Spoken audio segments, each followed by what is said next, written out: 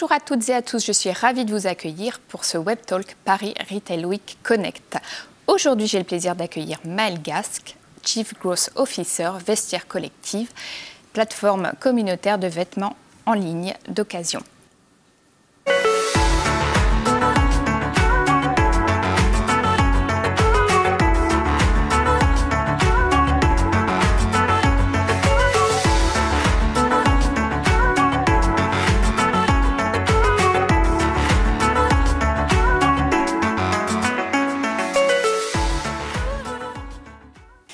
Maëlle, bienvenue. Je suis ravie de t'accueillir pour cette session. Je suis ravie de t'accueillir donc sur ce plateau. Bienvenue. Merci Claire, merci de me recevoir. Alors Maëlle, il y a un premier objet auquel tu as pensé et finalement qui pourrait te représenter. Est-ce que tu peux m'en dire plus sur cet objet ? Oui, alors quand tu m'as demandé quel objet pouvait me représenter et représenter ma relation avec Vestiaire, j'ai pensé à un petit Cupidon. Pourquoi ? Parce qu'il y a 5 ans, quand j'ai décidé de rejoindre Vestiaire après 4 années dans le conseil, ça a été un vrai coup de cœur. Un coup de cœur pour cette plateforme qui donc est 100% en ligne. C'est une plateforme digitale qui permet de vendre et d'acheter de la mode d'occasion, pas seulement des vêtements, mais aussi des accessoires, des chaussures, des sacs. Et donc c'est une entreprise qui est 100% française, qui a été fondée maintenant il y a plus de 11 ans, qui était un peu en avance sur son temps à l'époque parce qu'on parlait moins de développement durable et la mode d'occasion c'était beaucoup moins rentré dans les mœurs qu'aujourd'hui. Mais donc voilà, il y avait cette équipe avec ses cofondateurs qui avaient cette idée, qui avaient déjà levé pas mal d'argent et qui réussissaient bien. Et qui recherchait un bras droit pour le directeur général de l'époque pour les aider dans leur expansion internationale et dans leur croissance. Donc voilà. Et le petit clin d'œil avec Cupidon, c'est que ça représente aussi un peu ce que Vestiaire est, parce qu'en tant que marketplace, en tant que plateforme, Vestiaire Collective a pour objectif de créer des matchs entre acheteurs et vendeurs et de faire se rencontrer offre et demande. On comprend mieux pourquoi le Cupidon, donc merci. Alors Maëlle, j'ai un autre objet, je te le donne. Merci. Et je te laisse le commenter. Alors je crois que c'est une magnifique licorne qui donc effectivement fait référence à la levée de fonds récente de Vestiaire Collective qui a été annoncée. De 178 millions d'euros et donc au cours de laquelle on a également annoncé que maintenant on faisait partie du groupe des licornes parce qu'on était valorisé à plus de 1 milliard de dollars. Donc voilà, et cette levée de fonds elle est assez particulière parce qu'il y a 2 investisseurs clés qui rejoignent les investisseurs historiques de Vestiaire Collective. Et ces investisseurs, ce sont Kering, donc le groupe de luxe français, et Tiger, qui est un fonds d'investissement très reconnu dans le web. Donc c'est une grande étape pour Vestiaire Collective, à la fois de passer le cap de la licorne, mais aussi d'accueillir de tels investisseurs. Ça montre vraiment une évolution du regard que la mode et le marché de la première main a sur la mode d'occasion. Ça montre que c'est une tendance forte qui est là pour rester, qui est reconnue. Donc chez Vestiaire Collective, on est tout à fait confiant et ravis de cette levée pour pouvoir accélérer et continuer notre croissance. D'accord. Alors, on l'a dit, depuis sa création, finalement, Vestiaire Collective et le marché de l'occasion ont finalement beaucoup évolué. Est-ce que tu peux m'en dire plus sur la stratégie de l'entreprise et finalement aussi, je dirais, sa feuille de route par rapport justement aussi au contexte dans lequel on a pu évoluer ces derniers mois ? Oui. Alors effectivement, le secteur de la mode d'occasion est en très forte croissance et encore plus en période de pandémie. On a vu que comme les gens étaient chez eux, en fait, ils avaient plus de temps pour vendre leurs affaires. Donc on a eu vraiment une augmentation. On a eu une augmentation de l'offre. On a aussi eu une augmentation de la demande qui a été portée par le fait que les boutiques étaient fermées. Et donc une immense accélération du commerce en ligne. Et du coup, ces 2 tendances, accélération de la mode d'occasion et accélération du commerce en ligne, c'est très bénéfique pour Vestiaire Collective. Donc on a eu vraiment des taux de croissance assez records après une petite période calme en mars, comme toutes les entreprises. On a eu un vrai rebond et des mois de croissance très forts et une année 2020 qui a été très bonne. Et donc, concernant la stratégie de l'entreprise, en fait, la mission de l'entreprise, c'est bien sûr que de plus en plus d'utilisateurs, acheteurs et vendeurs rejoignent la mission de la mode circulaire, donc nous aident en fait à faire de la mode une industrie moins polluante. Oui, c'est la première, je crois, hein. Une des premières à être la plus polluante. Oui, on dit que c'est la deuxième. Ah, la deuxième. Voilà, et c'est vrai. Et donc nous, on appelle nos utilisateurs à être des fashion activistes. On appelle tous les gens qui consomment la mode à rejoindre le mouvement pour à la fois prolonger la durée de vie des articles qu'ils achètent et pour consommer peut-être moins mais mieux. Donc au lieu d'acheter 3 sacs ou 3 paires de chaussures à 100 € ou à 50 € en fast fashion, en acheter une belle paire qu'on sera content de garder longtemps et qui va avoir une valeur de revente résiduelle. Et donc l'acheter pourquoi pas déjà d'occasion et puis la revendre d'occasion également. Donc on a vraiment cette mission auprès des particuliers, des gens comme vous et moi, et c'est ce qu'on permet au quotidien. Et après, on a une mission plus large, justement, auprès de l'écosystème entier de la mode, où on veut vraiment apporter des solutions également pour les acteurs de première main, pour leur permettre de, eux aussi, rentrer dans le jeu de l'économie circulaire.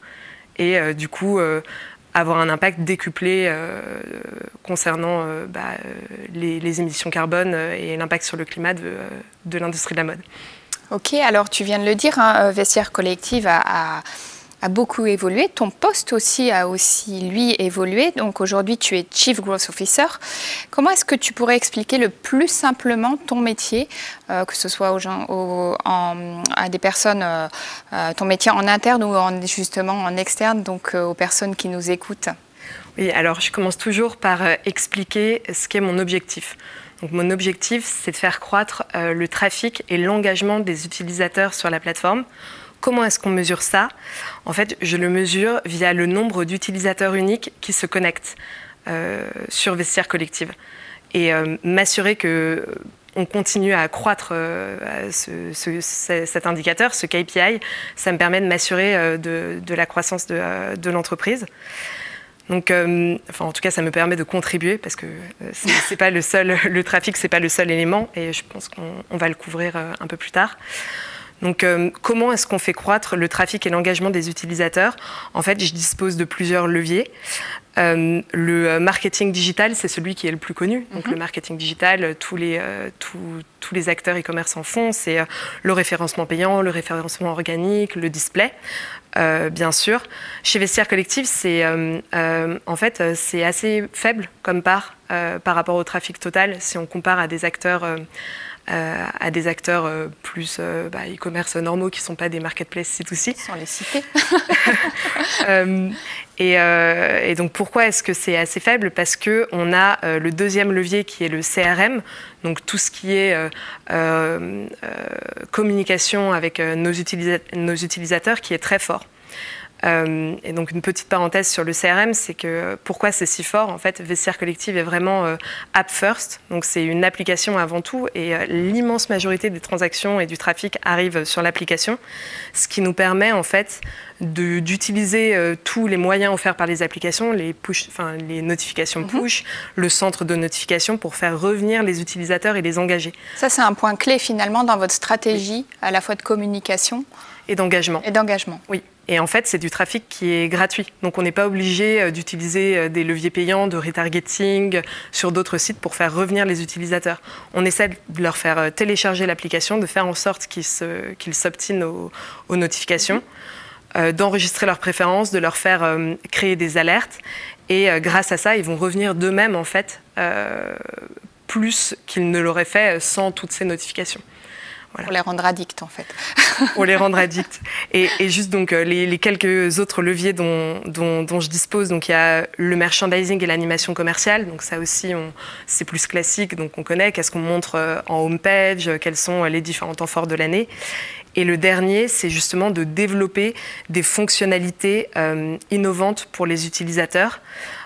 Qui vont les inciter à revenir. Et donc nous, les fonctionnalités qu'on développe, elles sont très liées aux interactions entre utilisateurs. Par exemple, l'année dernière, on a lancé le chat acheteur-vendeur qui permet aux acheteurs de poser une question aux vendeurs, mais aussi aux vendeurs de contacter un acheteur qui aurait liké, aimé un de leurs produits, qui permet aux vendeurs d'envoyer une offre de prix. Donc on développe d'engager en fait la conversation. Voilà. Et c'est via tous ces mécanismes d'engagement qu'on crée en fait les moyens pour notre communauté de s'auto-engager.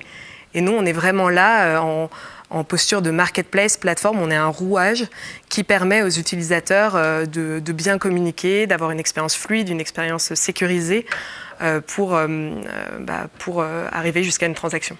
Et en fait, finalement, la communauté, c'est une sorte d'ambassadeur. En fait, c'est une ambassadrice. Ça vous sert finalement aussi beaucoup à l'engagement.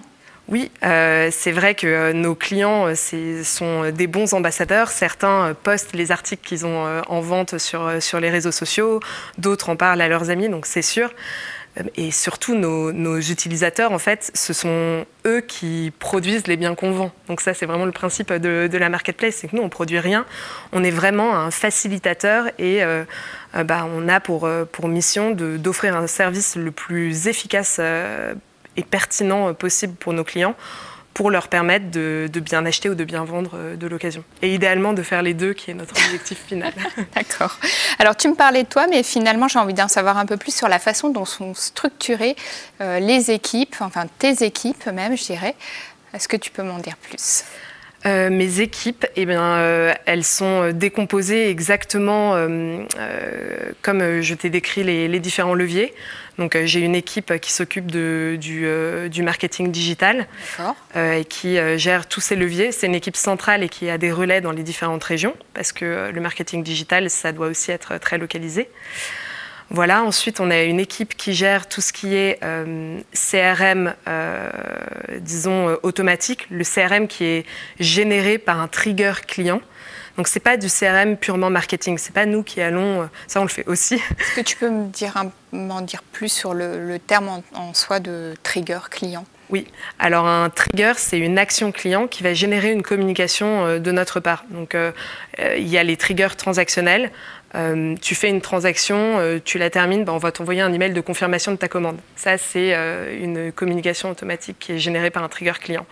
Mais nous, on a aussi développé des triggers clients qui sont pas liés à la transaction, mais par exemple au fait de demander d'être alerté si le prix d'un article que tu aimes bien diminue. Oui. Voilà. Du coup, et ça, c'est un projet qu'on a mené l'année dernière et qui a très bien marché. On a mis en place pour nos clients la possibilité d'être alertés directement par notification si un article qu'ils avaient liké, ajouté à leur panier ou pour lequel ils avaient une interaction avec le vendeur, mais la transaction pour une raison ou une autre n'a pas abouti, être notifié en temps réel si le vendeur baisse son prix. Donc on a mis ça en place. Et ce qu'on a fait en parallèle, c'est qu'on a développé toute une séquence de communication auprès des vendeurs pour les inciter à baisser leur prix au bon moment aussi. Du coup, on a joué à la fois sur le côté acheteur, créer cette alerte, créer ce trigger, et puis vendeur pour que eux aussi, en leur disant il y a tant d'acheteurs intéressés par ton produit, baisse ton prix. Là, on voit bien comme on est arrivé à créer un cercle vertueux. Je pense que le public a envie d'en savoir plus, Maëlle, sur justement les bons moments pour baisser les prix. Bon moment pour baisser les prix, c'est quelque chose que nous on teste, donc on s'appuie beaucoup sur la data. Déjà, la vraie question, c'est quel est le bon prix. Et c'est la première question qu'on se pose. Donc on recommande un prix lors du dépôt. Et si le vendeur peut tout à fait choisir de mettre un prix plus élevé, donc là, le bon moment pour baisser son prix, ça serait un peu n'importe quand si l'article n'est pas vendu. Et ensuite, nous, on renvoie des rappels aux clients pour leur rappeler de baisser leur prix à peu près tous les 15 jours dans les premiers mois, dans les 2 premiers mois. Ensuite, si l'article n'est pas vendu au bout de 2 mois... c'est ça aussi, s'il est trop longuement en ligne. Généralement, c'est qu'il y a soit le prix est vraiment déconnecté, soit il y a un problème de saisonnalité. Si vous mettez une paire de sandales blanches en vente en décembre, même si maintenant on est une plateforme globale, on peut aussi vendre en Australie, mais bon, généralement, à cause des frais de port et aussi à cause de l'empreinte carbone, on essaie de favoriser les ventes plutôt locales. La paire de sandales blanches à Noël, elle aura du mal à partir. D'accord. Donc on en revient aux équipes en fait. Oui, donc il y avait le marketing digital, il y a l'équipe CRM, il y a l'équipe merchandising. Et cette équipe merchandising, elle développe des outils, elle développe des campagnes qui sont ensuite mises en place par les équipes locales aussi. Donc on a ces interactions entre des équipes globales et des équipes locales. Et ensuite, la dernière partie qui est le développement de fonctionnalités clés. Ça, en fait, c'est assez intéressant la manière dont Vestiaire Collective est organisé. On a une partie business, donc moi je suis business owner, et associé, on a une partie produit et tech. Donc en fait, sur mon scope de trafic et engagement, je travaille avec une tribe tech, trafic et engagement dans laquelle il y a 3 squads. Et on définit ensemble les priorités en fonction des objectifs, en fonction du poids. 3 squads. Des squads, c'est le nom pour dire équipe tech qui travaille en mode agile, c'est tout le jargon. Voilà. Et ça, c'est un peu une particularité parce que le business travaille main dans la main avec le produit sur la définition des objectifs, voilà, nous on est très impliqués toutes les semaines, tous les jours on se parle, on fait la revue de la qualité de ce qui sort, on vérifie qu'on a bien l'impact escompté quand on sort une nouvelle fonctionnalité. Et en fait, au final, pourquoi est-ce qu'on fait ça? Parce qu'il y a une co-responsabilité. Donc moi, je me sens tout autant responsable de la qualité de la fonctionnalité et du produit que mon homologue qui est au produit. Et donc, je ne le laisserai pas tomber. C'est notre rôle de faire en sorte de créer un produit qui marche. Et c'est cette co-responsabilité qui crée un bon challenge et qui nous permet de faire des fonctionnalités qui marchent. Donc on le voit, en fait, c'est vraiment de la co-construction, en tout cas pour le public qui nous écoute, cette mise en place, c'est vraiment de la co-construction. Alors, Maëlle, tu as accepté d'être mentor de la problématique marketplace pour le salon et je voudrais savoir pour toi quels sont les enjeux majeurs à connaître justement si on veut se lancer et réussir dans l'univers des marketplaces. Alors, les enjeux majeurs, enfin en tout cas les points clés, on peut dire. Les points clés, oui, voilà. Pour moi, qu'on soit une marketplace B2B, donc qui mettent en relation des entreprises B2C, donc qui aident entre des entreprises et un particulier ou C2C, les enjeux sont un peu similaires. C'est qu'on a besoin de fournir un service très fiable. Donc de bien comprendre quelle est la valeur ajoutée, qu'est-ce qu'on va créer, c'est vraiment un premier conseil, un gage de qualité.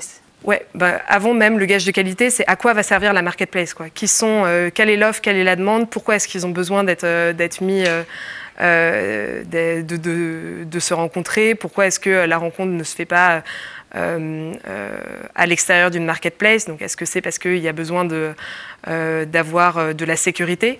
Donc Vestiaire Collective par exemple, ça a été monté pour ça, parce que au départ on vérifiait 100% des articles physiquement. Maintenant on vérifie encore, on garantit l'authenticité des articles parce qu'on est une marketplace de luxe, enfin, plutôt orientée luxe.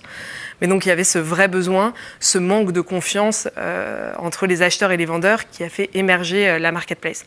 Donc la première question, c'est la raison d'être de la marketplace. Pourquoi est-ce qu'il y a besoin de vous?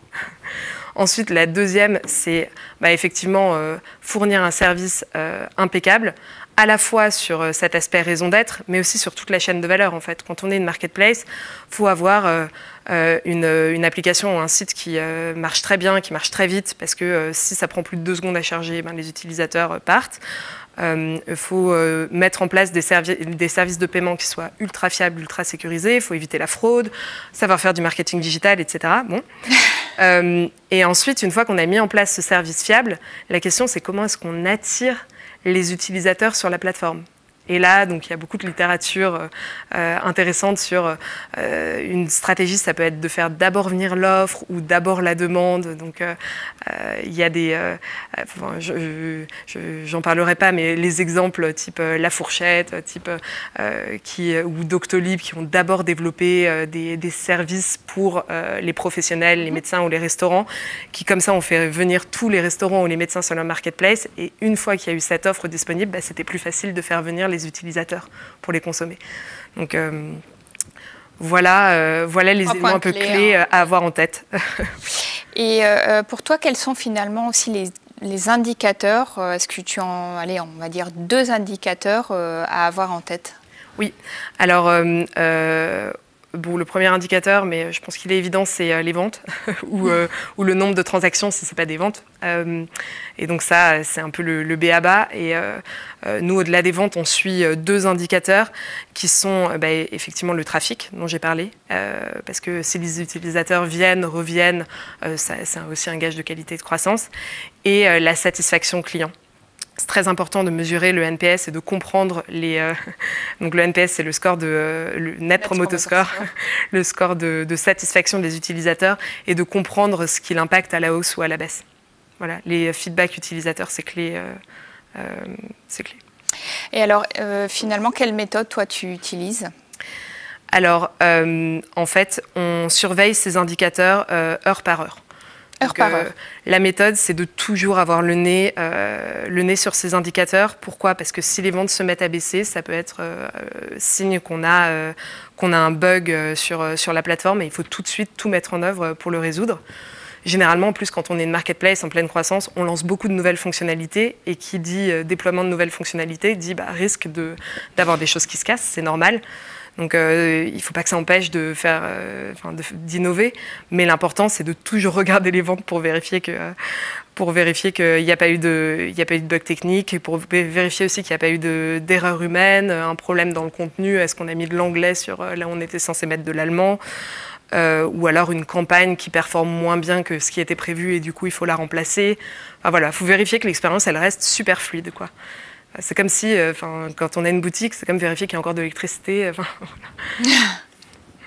D'accord. Et quel conseil, toi, tu donnerais finalement aux personnes qui souhaitent rejoindre une marketplace ou la créer? Quel conseil je donnerais?